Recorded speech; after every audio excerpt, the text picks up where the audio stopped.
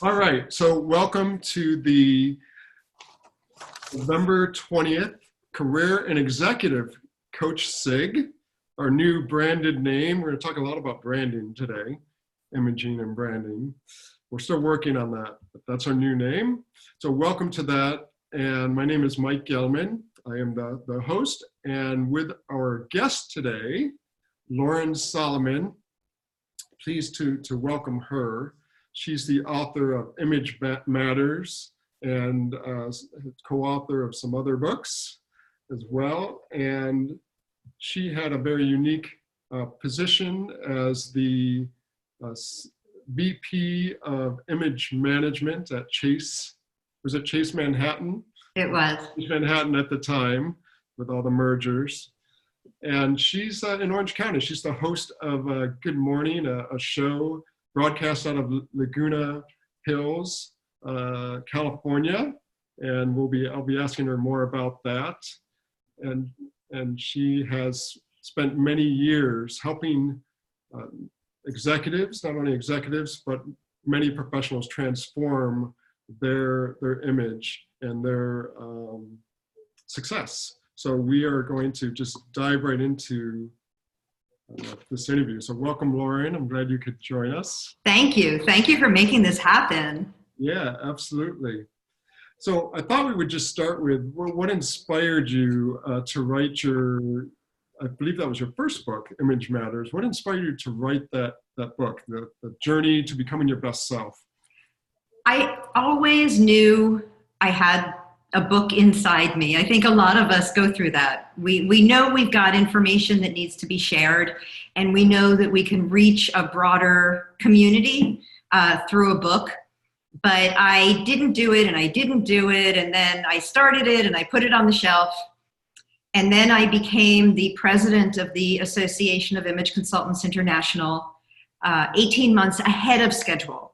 My predecessor had to step down prematurely, and I decided to step up. But that window of 18 months was where I thought I would write my book. And now, of course, I had a new full-time job, even though it was a volunteer position. So the book once again got shelved. And after I was living in Manhattan, on the Upper West Side of Manhattan, where I was for 27 years, and 9/11 happened. And all of my clients were at the Trade Center. So all of my clients survived, but my business blew up. And a couple days after the incident, when things calmed down a little bit, I called my editor and said, I've got nothing but time. And I would like to do something good with that time. I would like to put something positive into the world. And I think now is the time to write the book.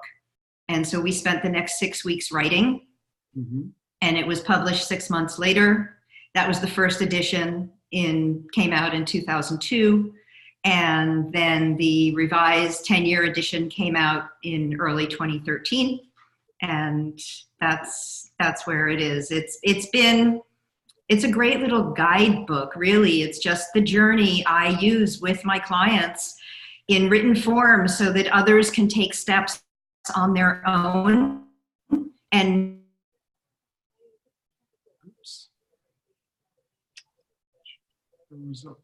to get started.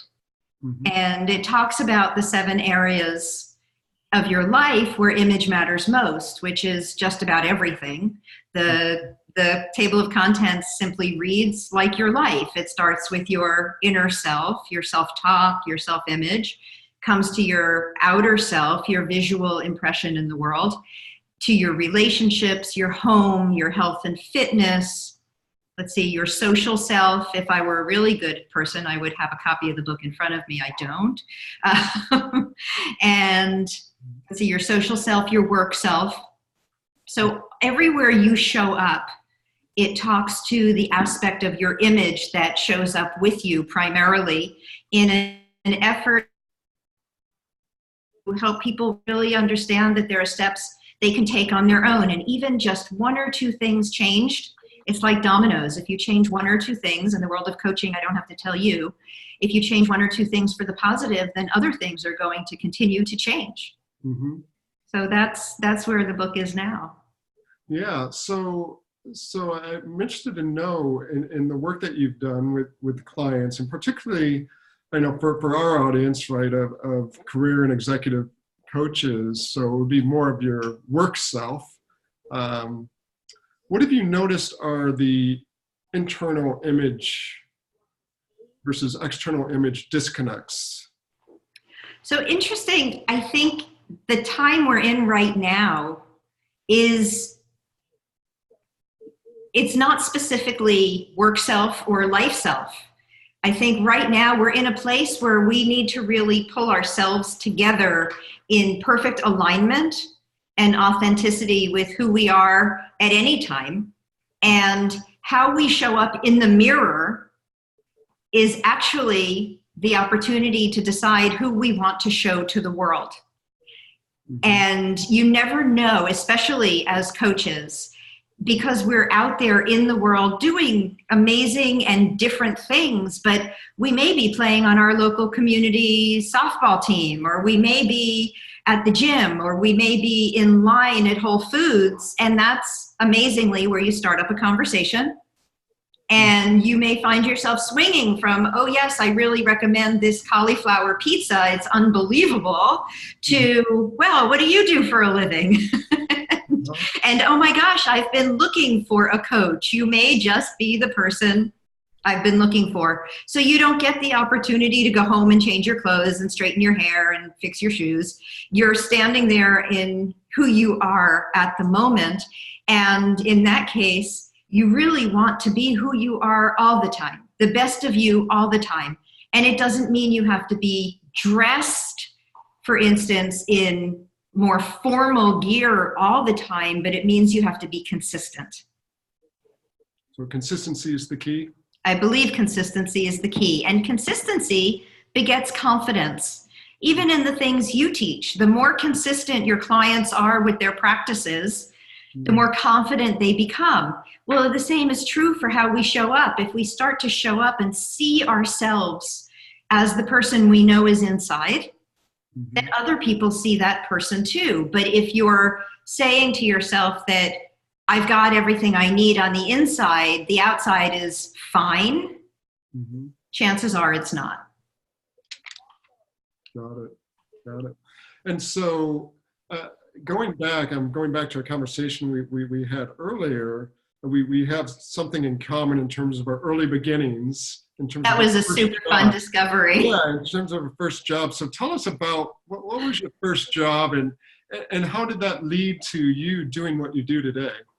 So I'm sure those of you on the call know Mike grew up in a pharmacy, his family pharmacy. I grew up in a family pharmacy. So that was really a fun discovery. I don't think I know anybody else who did.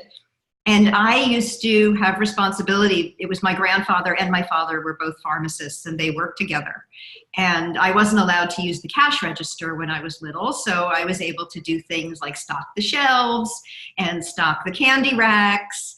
And ultimately, I would earn one of each for a day's work. One of each was a quarter, a dime, a nickel, and a penny. So 41 cents for a full day of work. I'm pretty sure there are child labor laws today that would have issue with that.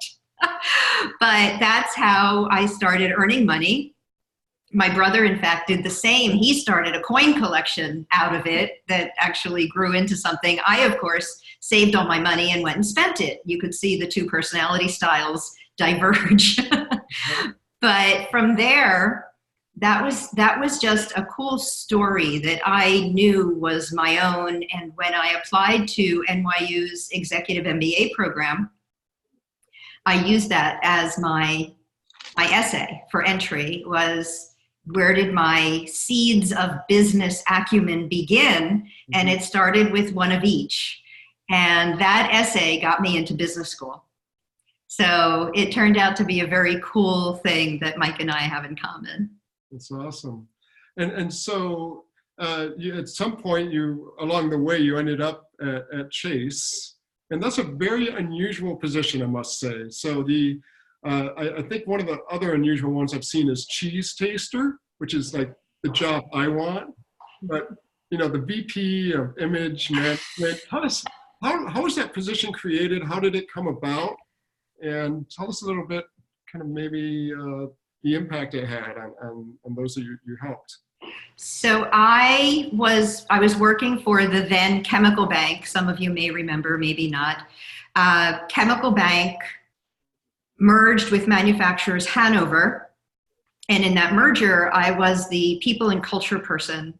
I was responsible for the people and culture because everybody wanted to change the systems, but nobody wanted to deal with the people. So I got the gift of dealing with the people, which was an extraordinary opportunity.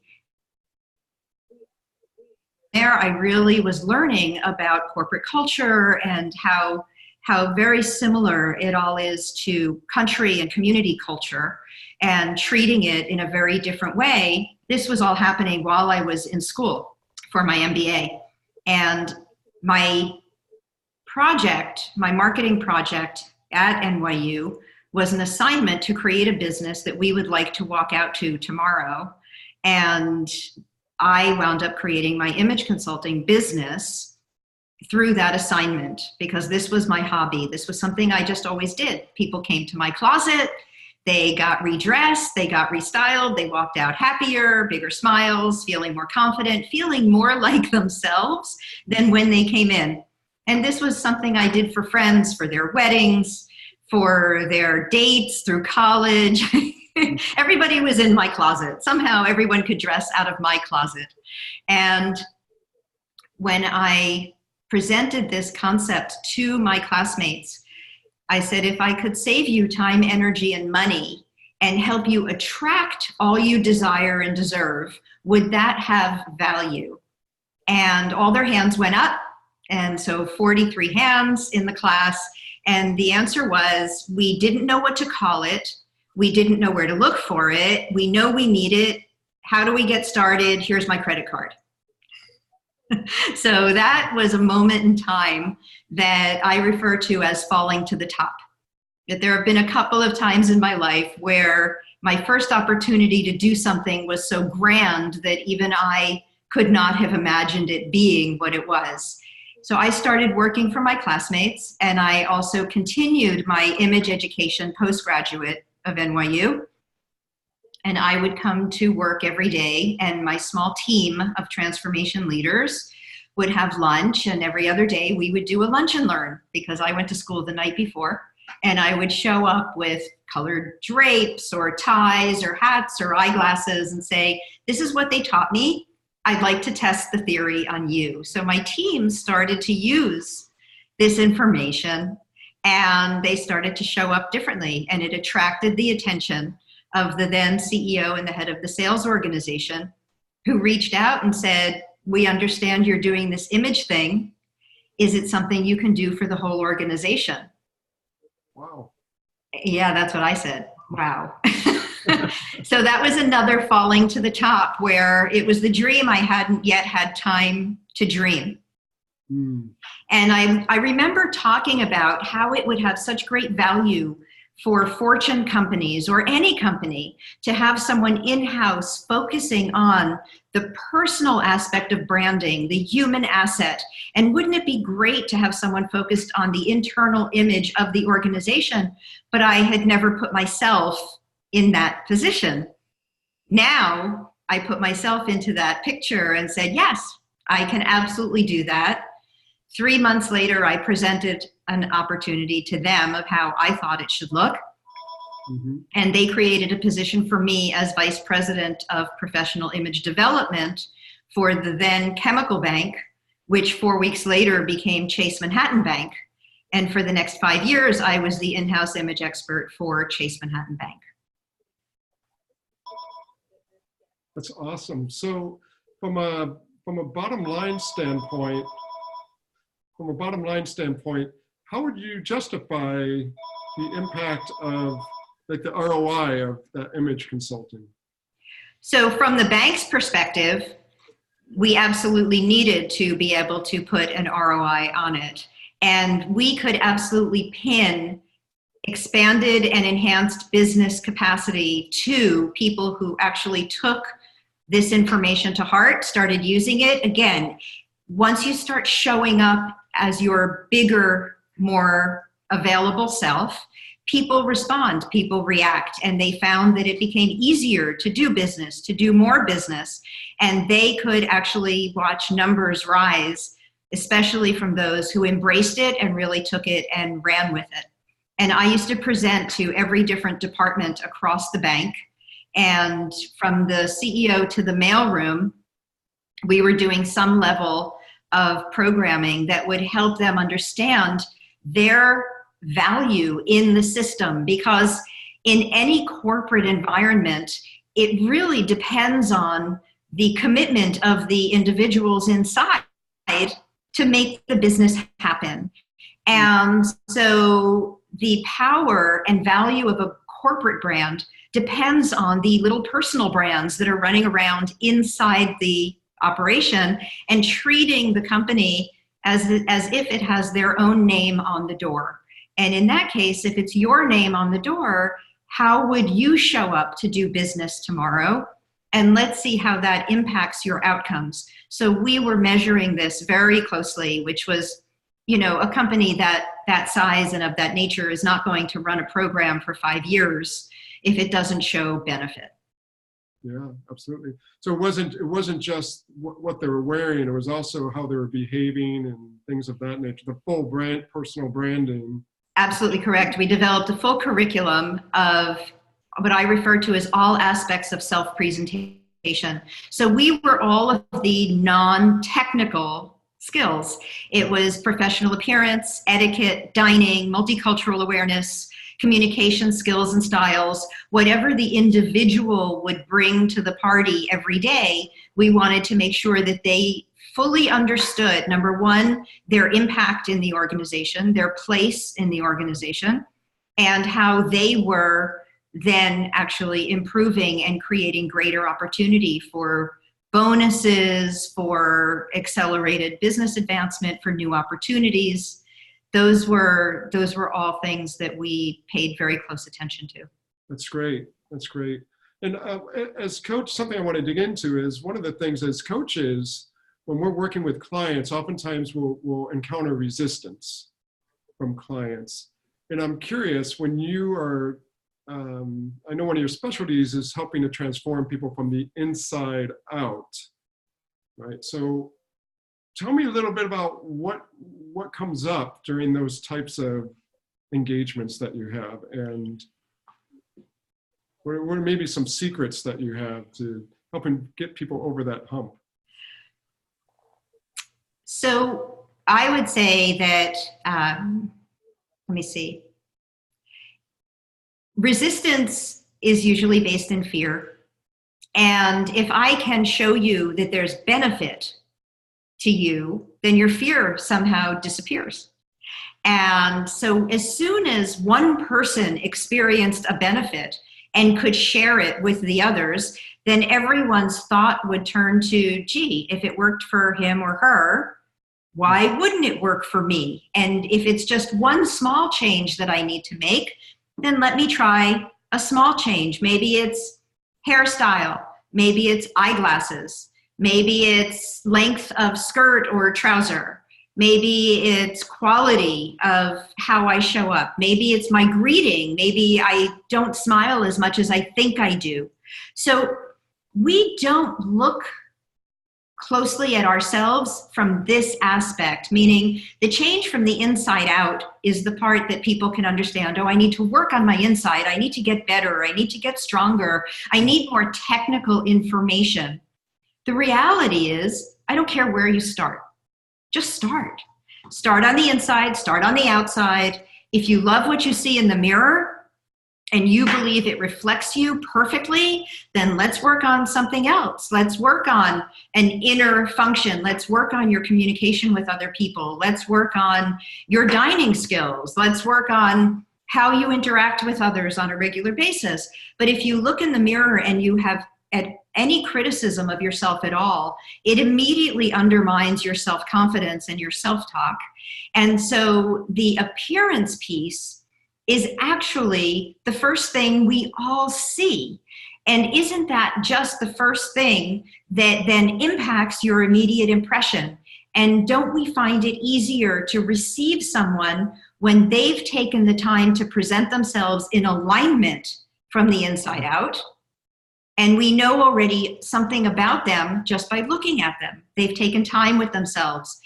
Not that they've spoiled or indulged, but they are well groomed. They're well put together. They don't look like they slept in that shirt last night.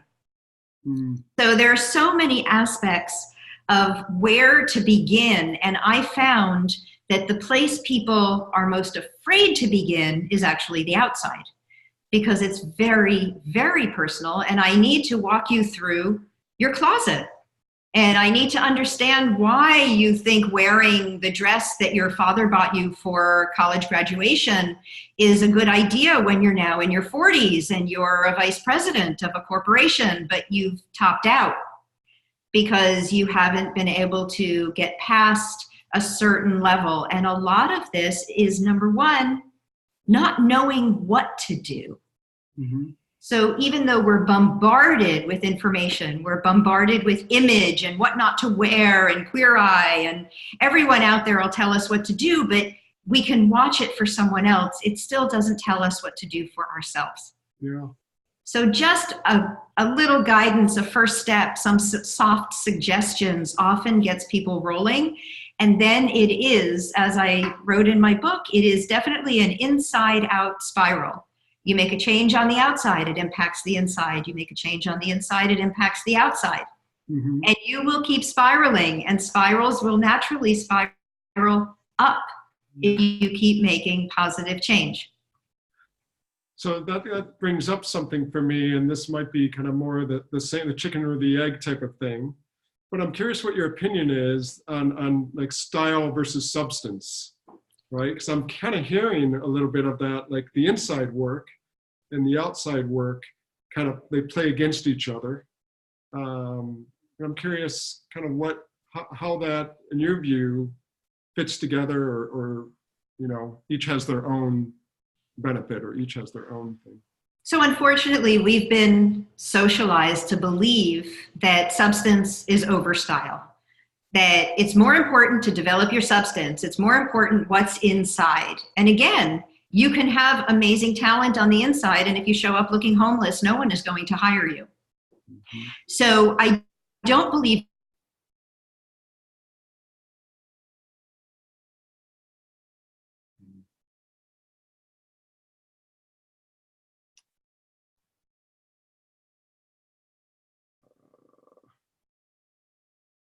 they need to travel together.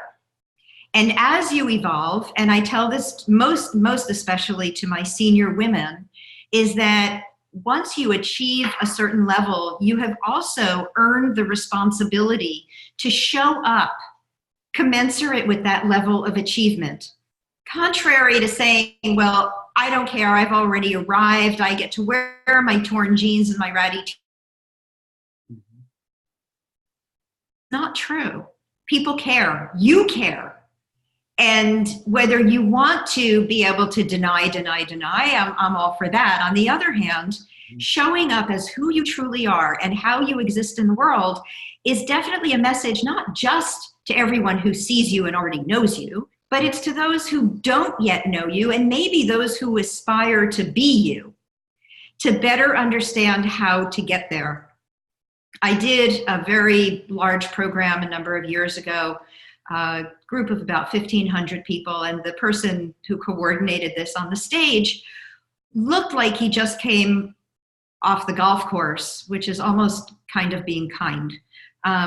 It wasn't that well put together, and it didn't feel like a multimillionaire on stage, and it didn't feel to me like someone who actually earned the right to teach people how to become a millionaire, because he chose to show up as he, decided he had earned the right. The problem is when you're asking people to trust you, either with their money, with themselves, with their own futures, with their education and their own opportunities, then you really are responsible for showing them how it's done in every capacity, inside and outside, because the two don't travel separately. They travel all the time together.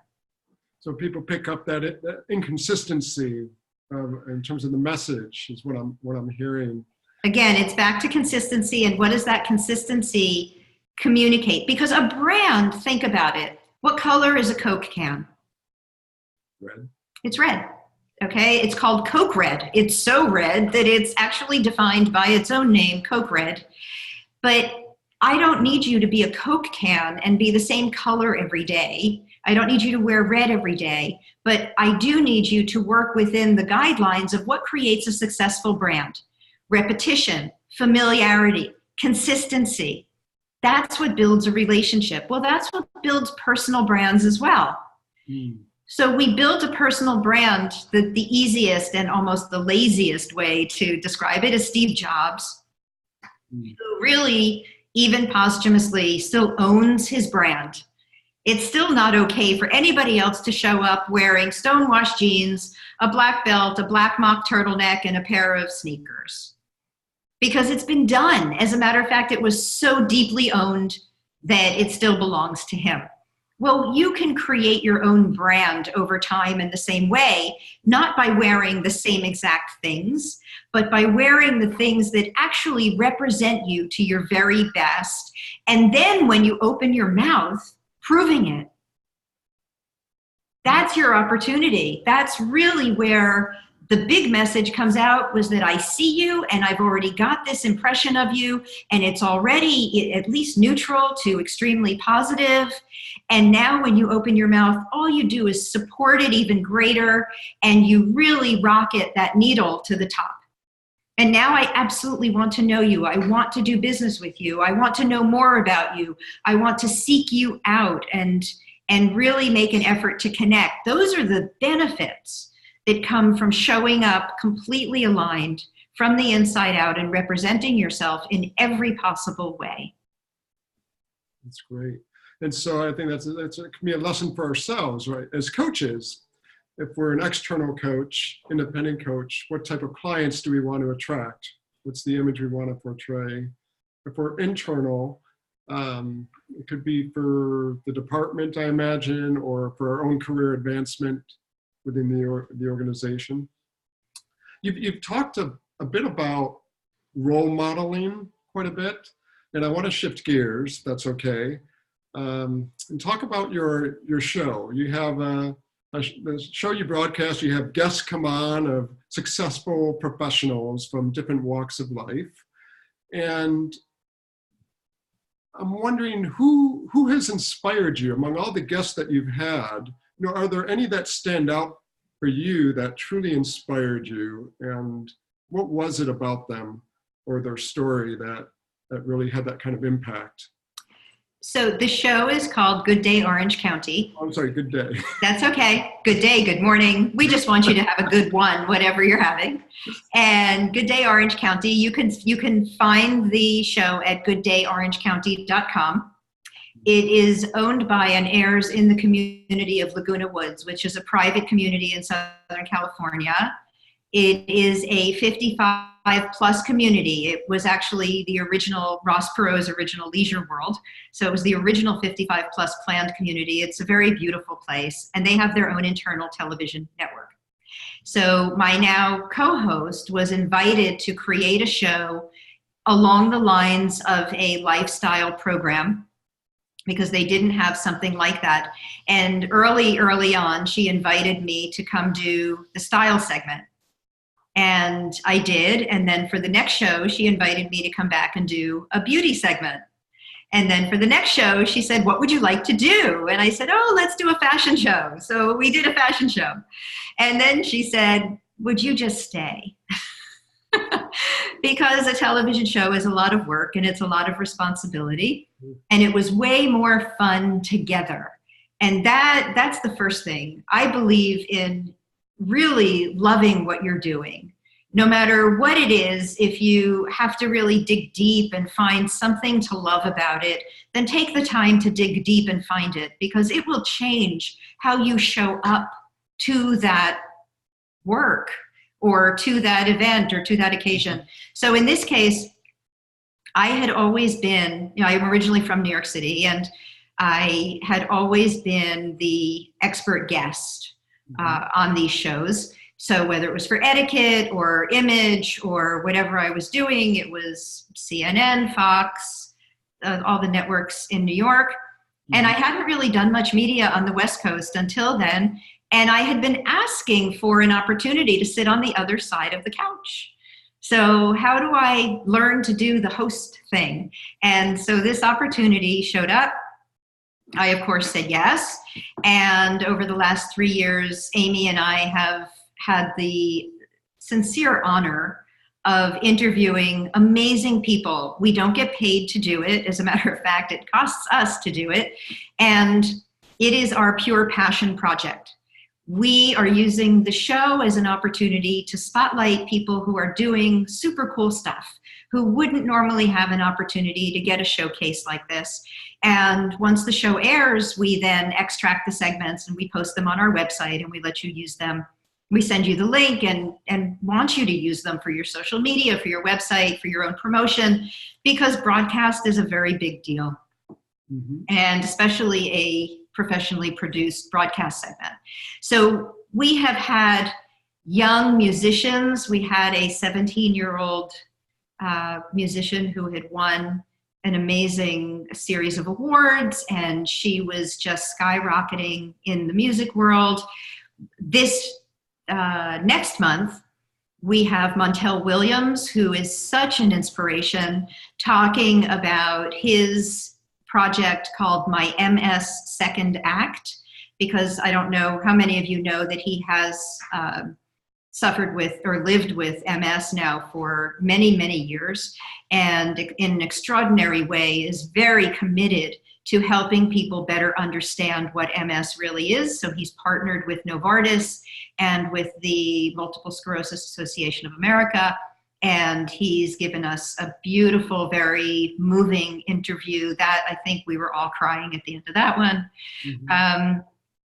We have had authors and medical practitioners and people who are really living into their best selves, really wanting to use their gifts to change the world, to make the world a better place in whatever capacity they can. And it's an honor for us to bring these people on the show, and super fun. We focus, or I would say we give a spotlight to both local and not local guests, and people are thrilled to come in. A lot of people fly in to do the show, which is a real honor to us. And we love it. We love what it does. We love that we can help. We love that we can bring messages that would not otherwise get out to the world. And it is, it's a pleasure. So for Amy and for me, it's super fun and really just something we commit to and make sure that we're in town, because she also is a mom of 5 and she owns her own business and she's the chief marketing officer for another company. So we travel a lot, we work a lot, and we make sure that we are on site for the show because it means that much to us. That's great. That's great. So what lessons, from that experience and from just the core essence of the work that you do, can we glean for coaches? Because you mentioned, for example, broadcasting and kind of online. You started alluding to the online, sharing things online. What are your thoughts around the online, cultivating your online image? Because we see a whole diverse spectrum out there.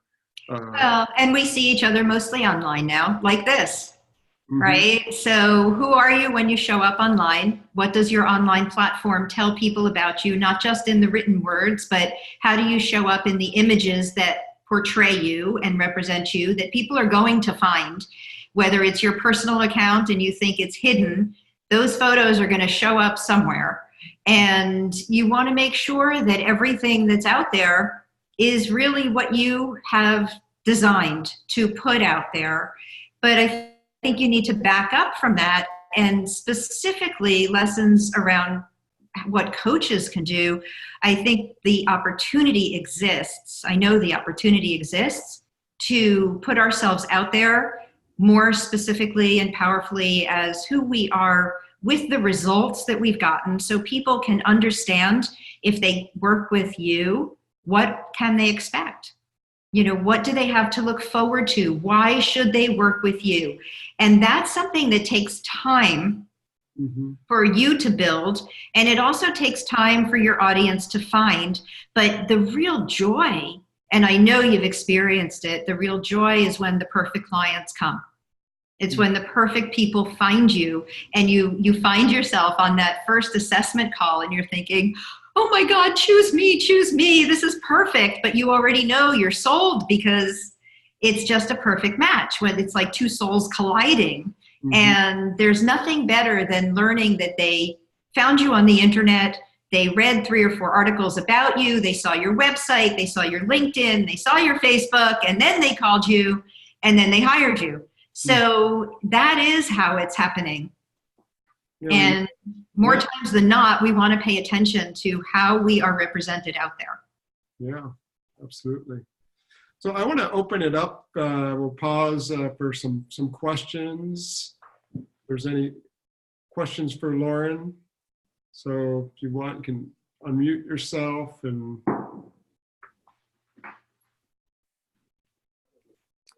Well, this is Shirley. I'm just so happy to hear what you're sharing. And I know these things are important, but you've just added, an and awareness for me about just how important these things are, because sometimes I'm aware that I'm showing myself, how did you say it? More specifically and more powerfully. And then other times I realize, like today I have on my blue jeans and I have on my vest and I have on a long sleeve shirt, and I would go out and go to the grocery store and do some other things. But, you know, it's just really good for me to think about this. And I think one of the things I'm taking away is that I can show up on the outside how I'm feeling on the inside. And, you know, even doing the small things, I can see that if I put on a dress that I really like, even if I don't feel great that day, it's going to affect how I show up. So I'm going to wear my favorite dresses more on more days in the week. I think you should, and get a great pair of boots and a fun sweater to go over them. I mean, 'tis the season, especially when we're in this transitional season. Play with it and have fun with it. Your clothes are a tool. And I'm so grateful that you took notes, Shirley. Thank you. That was so nice. But Listen, I've got a lot of notes. But we unfortunately, this is back to the part of the conversation we had earlier, is we think that substance and style fight each other, that somehow style is superficial. But if you look at my website, my opening line is where your style and your substance meet, because your style is in fact introducing your substance. Yeah. And so give it a fighting chance. Yeah. Well, and when I first saw your appearance, I was like, wow, she is so beautiful and so stunning. And, you know, and I found myself thinking, before I knew what you were going to be talking about, you know, just you certainly Thank demonstrate what it means to live from within and how you show up. Thank you. I appreciate that. And just so you know, I live in California. Half my closet is jeans and fun vests and fun long sleeve t-shirts, of course, with a pair of boots or booties. And again, they are probably not the ones I would go hiking in, but they are the ones that I'll go to the market in, and they are the ones that I'll go run around town in. And I use this as a measure. If somebody caught you in a photo and put you on the front page of tomorrow's local newspaper, how would you feel about how you looked? Because they would have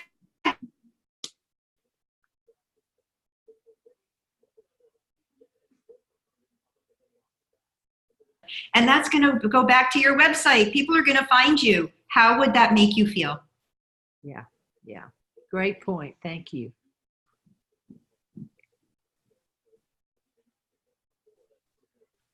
Other questions? Any other questions?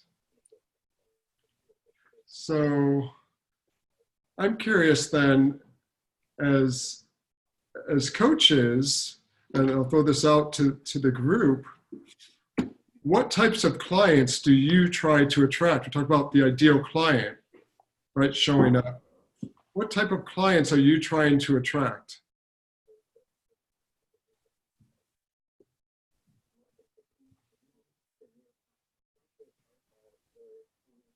Everybody has enough clients. Well, it might be internal. I don't know. Okay. Who do you prefer to work with? Yeah. Ingrid, do you want to chime in? Hi. Sorry, I was out of video. My son came home, so I had to open the door, and he was watching. He liked it. So I missed a bit, but I heard Shirley, and I totally agree. I'm really thankful what you told us, especially to be aware and about coaching which client you attract. For me, it's a bit different because like you hear, I'm from Europe, and we lived in 3 places in the US, New York, Kentucky, now in Houston. And unfortunately, I cannot work, so I volunteer and I coach people, but we will move back next year. We're really glad with that. And I will work again. And what I like to attract, and what I realize here, because I'm not really working, what you said, how you dress and how you show up, it's really what I realize as well. Like today, I had only 1 appointment outside the door, and I took off my dress, but I feel better when I dress like when I worked before. And so I really agree what you said, the inside and the outside, that it's matched and that it's really like a spiral. And so I'm really thankful and inspired what I heard from you. And And like I'm not working also, like my hair, I didn't go to hairdresser for over half a year. So tomorrow I go. I just yesterday. So I was glad. So and what Shirley said, it's really, I'm glad I came late, but that I joined on this phone. So thank you. Thank you so much. Yeah, I want to make a point about not just the clients you want to attract, but the clients that you have, the people that you're working with. Help them understand that this aspect of their growth is also critical, that the work you're doing with them on developing whatever skill it is or whatever aspect of their life in the executive coaching world, that a lot of my clients will share. I wind up working as a team with a lot of executive coaches. They're the ones who refer their clients to me because this is not their specialty, yet they know the client needs it. And in order to truly manifest the complete benefit of the work you're doing, if they did this piece of the work, it would accelerate them beyond measure. So this is a piece that while you're not necessarily prepared to do for them, you certainly can introduce it to them and explain the opportunity and the value, and that would bring you more deeply into their trusted advisor status as well. Absolutely. I can think of a couple clients right now where there's a disconnect. You know, they're looking for a senior level role, but they dress very casually, or their LinkedIn profile photo is very fuzzy and very, you know, they're like this small, you know. And it's not working for them. And it doesn't work. And so that's some of, for career coaching, that's some of the work we do to help people perhaps with that. But someone like yourself can really help work with them truly from the inside out around that. And one other thing is that I'm taking away from this conversation is that a lot of this is really about your sense of self-worth, your not only your self-image, but your sense of self-worth and your self-esteem. That's the takeaway that I'm having. And that's all built into the confidence factor, right? So it all feeds together. I have a slide in my program that I use that talks about confidence being a bubble above your head. And if you have that confidence, then when you walk out the door in the morning and you close the door behind you, you no longer think about yourself. Now you're on to your day. But being confident will ultimately enable you to connect with more people, influence more people, right? The connection of image and influence. So the opportunity for you to feel good about yourself, feel confident, talk to strangers, talk about who you are and what you do. And then that connection to more people ultimately expands your network. And in the end, it is your network, the value and the combined size and value of your network that creates your net worth. So it's a cycle that feeds each other. As your confidence grows and you are then able to impact and influence more people, you will get referred to more people. There'll be more of the right people. And that's going to help expand your business, but it also expands your exposure in the community. And it's one of these wash and repeat cycles, kind of the same way we recommend bathing every day because it only lasts a little while. The same thing is around confidence. We recommend confidence building and what is it going to take to continue to grow that for you so that all of these other opportunities are showing up for you. That's great. What do you find is one of the biggest blocks for people, that gets in the way of them making that shift? Number one is a story that they've created around finances that they can't afford to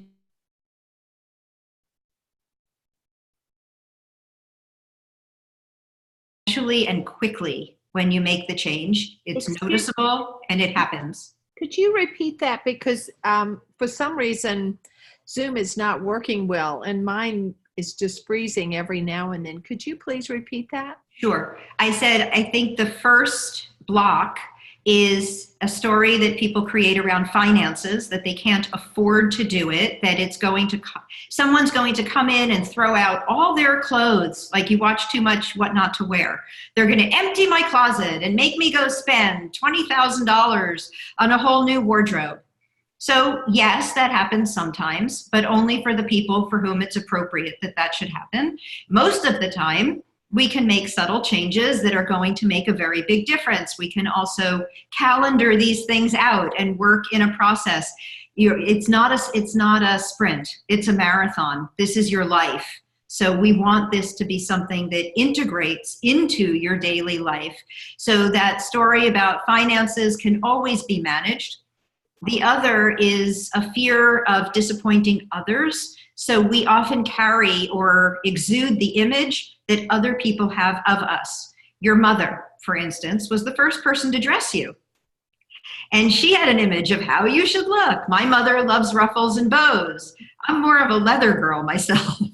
So we never quite landed on the same looks, but I did inherit her innate value of the power of image and understanding how it works for you. So she had to come a little bit closer to center. I had to understand a little bit better why she, when I was a child, liked to put me in frilly dresses, and I would rebel and go for the little more sporty dresses. But okay, we found a middle of the road. It may be your mother, it may be a spouse or a significant other, or someone who had influence over you when you were younger or currently does now. They have a vision of how you should look. A number of women and men come to me after divorce to say, okay, this is how I had to show up in my marriage, but I'm not married anymore and I have no clue who I am. So we really need to look at who are they now and who do they want to be and grow them into that aspect of themselves because they were showing up in the way that the other person expected them to. We don't even realize these things are happening, but they exist in all of our lives. Oh, this is great stuff, Lauren. So my last question is around trends. So what trends are you seeing? So you're kind of looking ahead. in the next several years, where are we going in terms of this whole image management and personal branding and all of that? I am not the trendiest person. The stuff I talk about has been talked about for eons. I'm very much grounded in the fact that the information is the information, that we show up as human beings with the same assets that any other human being showed up with, except we have more choices. And more choices, while they have great value in certain respects, they also create more confusion. So I really see that there's more and more choice on the horizon as we go, especially in how we represent ourselves and where we choose to represent ourselves. I am a big fan of narrowing down the selection process and being able to focus on what really impacts you by spending some time with yourself to really learn who you are. How do you want to show up? What does that mean? Where do you find that easily? Because the other trend I see is less and less time. And we are desperate for more time, whether it's time with family, time with self, quality time at work or anywhere. We all need more time. So the more, if you spend a little bit of valuable time to identify what really matters to you and how it impacts you, and then spend a little more time creating a system of the things that will support you, you will find that that investment of time will yield you time, energy, and money in return in exactly the way that I offered them to my classmates 25 years ago. That's great. We have time for one more question. And Pablo, you mentioned you have a question. Go ahead. Yes, Lauren, thank you for the explanation. I find it very useful. And I'm curious about a couple of things. One is, which are the changes that you have recommended most to your clients? And which are the changes that maybe are kind of smaller or subtle and don't look like too important, but that made the most impression or the most impact? Because sometimes it's smaller things that we don't realize, and suddenly it's like, wow, that made a huge change. A lot of the changes are very subtle. And my clients will say that. They'll say, oh my gosh, she changed my hairstyle from combing it back to combing it forward. And it took off 15 years because all of the gray or all of the less flattering color was underneath. And by changing the direction of the hair, all of a sudden it was current and flattering. And I looked so much younger.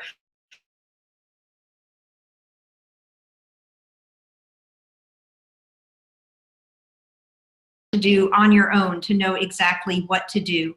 And then, of course, just understanding what energizes you and what depletes your energy. So getting ready in the morning is a depletion for most people. They stand in their closets, have no clue what to wear, pull out the same thing, or for men, it's just about what's clean. And for the women, it's what have I not yet worn this week? And so, again, it tends to be more energizing if you actually have filled the closet with things that you know support you, that you know flatter you, that you know work for you, and that you don't have to worry about what to wear. You know that every day you can wear anything in your closet and create what I refer to as a magic outfit, because it creates that lightness of being. It helps build that confidence bubble. These are the things that don't take a lot of time to make them happen, but they have huge impact because now you're looking in the mirror and your brain is seeing what your brain knew was inside all along. And that's when true change starts to take place, because now I can start putting together the pieces of the person in the mirror and the person inside, and now I have a more powerful person. Awesome. Thank So you. Lauren, how can people get a hold of you if they want to reach you, and if you have any particular program or offer or something like that, feel free to share that. But how can they reach you? Thank you. So my website is laurensolomon.com, and I am on Facebook and LinkedIn as, LS Image. I'm Lauren Solomon on Facebook, and I'm LS Image on LinkedIn and Twitter. I don't spend a lot of time on social media, and I mostly hang out there to see what everybody else is doing because it's a way for me to stay in touch with people. But if you need to reach me or want to reach me or want to see what I'm up to, that's where you can go to look. I don't have a special program. If you have an interest or something that is on your mind that you're thinking might be an opportunity to do something, then I am always open to a conversation. My favorite way to connect is like this. I am a big Zoom fan, and hopefully it works, but my phone calls are always an introductory Zoom to say, hey, what's going on and how can I help? Great. Thank you so much for being our guest today, Lauren. It was great learning more about you. And thank you. I appreciate it. And you can find the book on Amazon. It's Image Matters. Yes, on Amazon. On Amazon. It'll be great. Mike, thanks so much for making this happen. It was just a serendipitous moment. Yes, it was. Absolutely. Okay. Thank you so much. Thank you all for coming. I appreciate it.